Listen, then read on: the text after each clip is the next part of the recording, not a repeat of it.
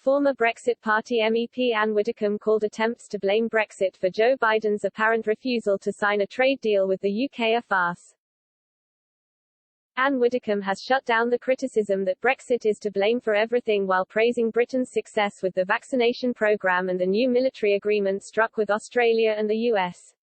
The brutal slapdown came after Boris Johnson's face-to-face talks with Joe Biden at the White House this week, during which the US president played down the chances of brokering a post-Brexit free trade deal with the UK.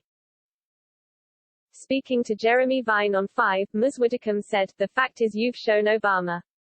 You very carefully didn't show Trump, who took a much more positive attitude.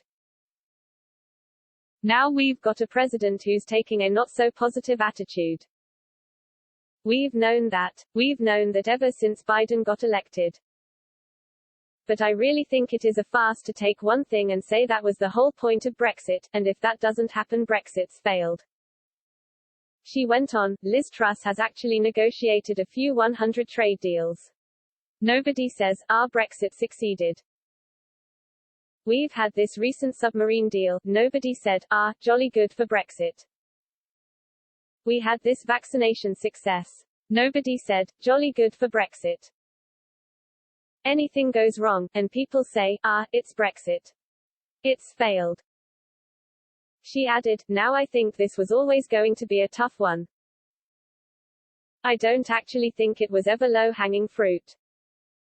It would have been lower-hanging fruit with Trump." Joe Biden suggested he had no intention of handing Boris Johnson a win on trade prior to the PM's visit to the White House yesterday. Speaking to reporters in the Oval Office before the talks, Mr. Biden said the pair would discuss trade a little bit, adding, "We're going to have to work that through. A trade deal with the US would encourage trade by making it cheaper, usually by reducing or eliminating taxes called tariffs." Democratic Congressman Rep. Brendan Boyle told BBC Newsnight, "We have no plan, meetings on any sort of prospective US-UK trade deal." President Obama then 5 years ago famously said that any consideration of a bilateral trade deal would go to the back of the line or back of the queue, as you would say.